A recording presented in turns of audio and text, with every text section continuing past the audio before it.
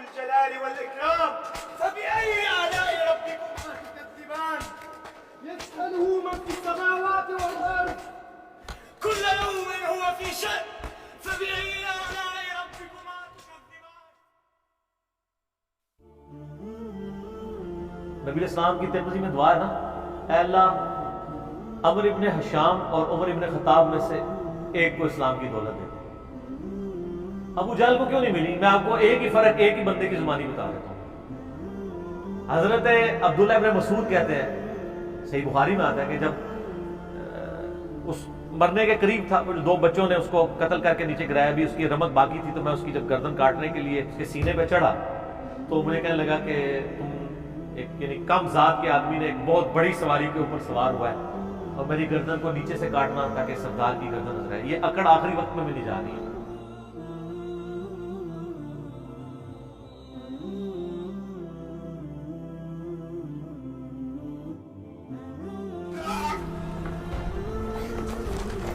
لقد ارتقيت مرتقا صعبا يا رويعي الغنم.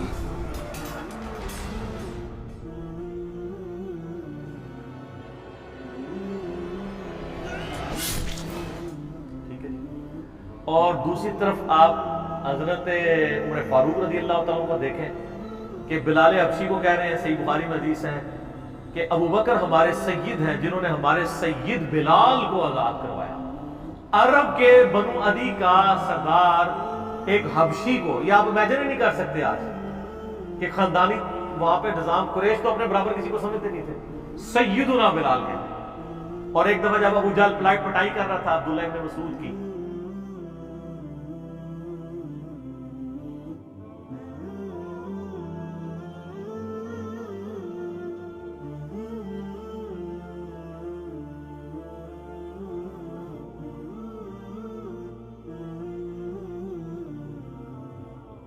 يبقى رويعي الغنم.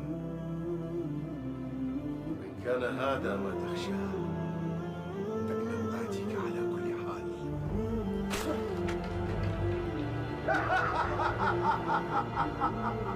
تو وہ اب وہ نیچے گرے پڑے ہوئے ہیں. حضرت عمر وہاں سے گزر رہے ہوتے ہیں، ابھی اسلام نہیں قبول کیا.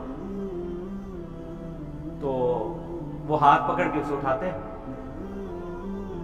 تو عبداللہ بن مسعود کی زبان سے نکل جاتا ہے کہ واللہ تم ان دونوں میں سے بہتر.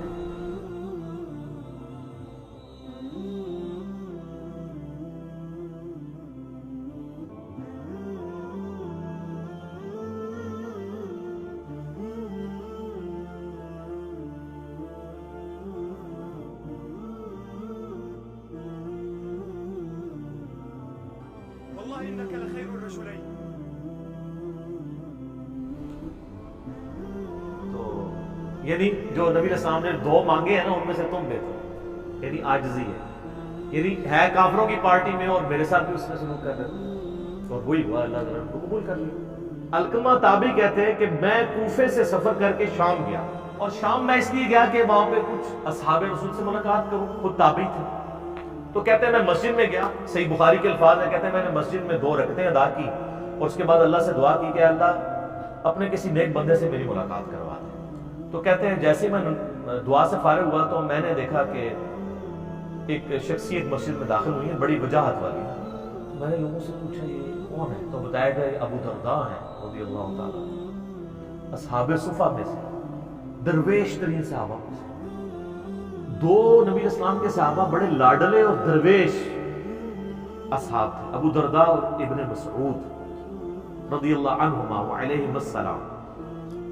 اسی لیے دیکھیں سیدنا عمر نے جب رومن امپائر گری ہے نا تو وہاں کا چیف جسٹس لگایا ہے ابو درداء کو، اور پرشین امپائر جب گری تو اس کا چیف جسٹس لگایا ابن مسعود کو. تو انہوں نے کہا حضرت میں نے تو ابھی بھی اللہ سے دعا کی تھی کہ کسی نیک بندے سے ملاقات ہو، میری دعا قبول ہو گئی، ابو درداء سے میری ملاقات ہو رہی ہے. ابو درداء رضی اللہ تعالیٰ نے فرمایا کدھر سے آئے ہو؟ کہا میں کوفہ سے. صحیح بخاری کے الفاظ ہیں، ابن سیدنا ابو درداء کہتے ہیں کہ یار وہ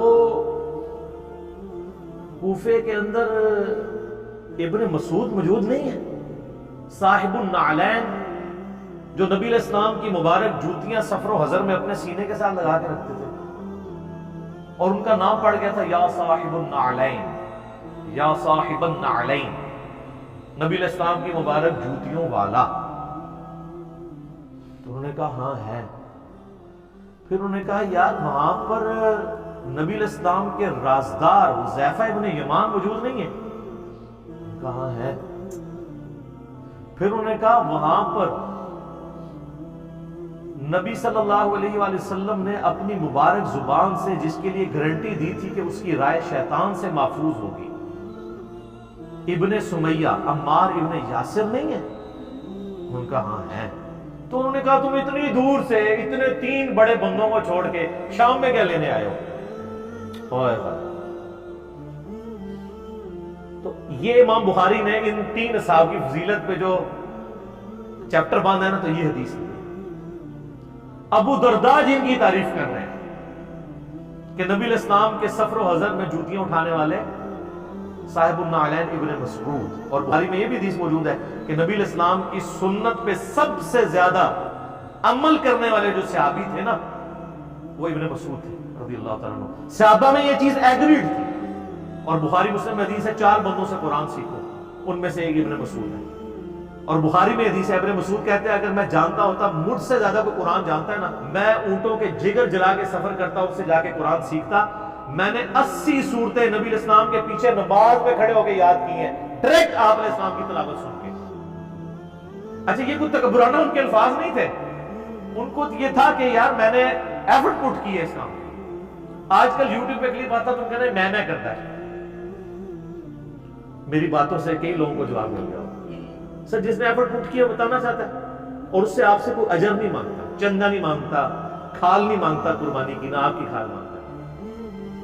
هذا ما خشينا عنك، ما كان أعداء الله أهون علي منهم الآن، ولئن شئتم لأغادينهم لا حسبك